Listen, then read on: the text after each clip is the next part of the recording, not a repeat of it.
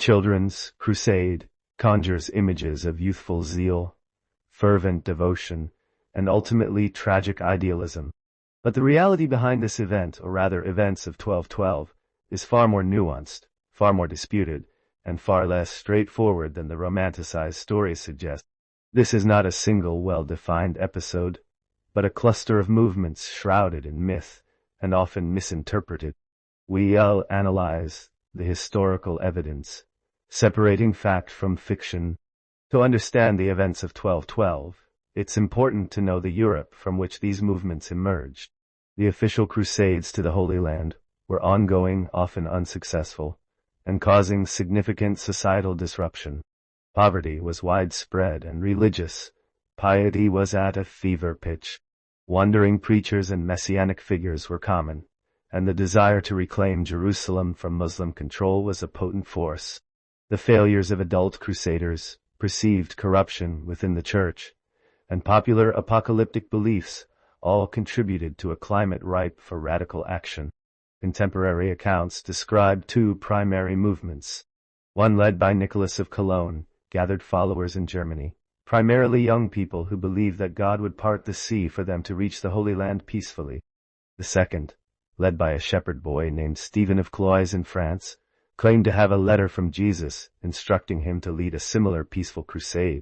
Both groups attracted thousands, driven by religious fervor and the promise of divine intervention. These were not armies. They were processions, vulnerable and ill-equipped. The sources don't agree on the precise demographics, with some arguing that pueri, the Latin term used to describe the participants, could mean people of low status rather than simply children. The consequences of these movements were devastating. Nicholas' group faced immense hardship crossing the Alps.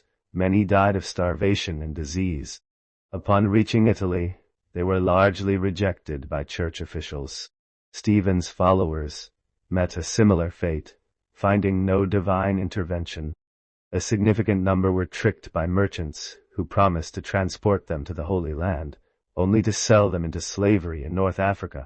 The idea that thousands reached the Holy Land and were martyred is largely unfounded. The overwhelming majority perished along the way or were enslaved. Historians continue to debate the precise nature and scale of the children's crusade. Were these movements genuinely composed of children, or were they made up of marginalized members of society, including peasants and the dispossessed? What was the role of contemporary propaganda in shaping our understanding of these events? And how should we interpret the conflicting and often unreliable sources? Some historians believe that the children involved were, in fact, young adults who had lost their families and jobs due to the ongoing societal instability. Understanding the original texts is key to interpretation. The Children's Crusade remains an event of significant historical interest, albeit one that is more complex, more tragic, and less romantic than often depicted. It serves as a caution to interpreting historical documents. While the popular image of innocent children driven by faith persists, the reality was one of desperation, manipulation, and ultimately terrible loss. This episode speaks to the power of belief and the consequences of religious extremism within a fractured society.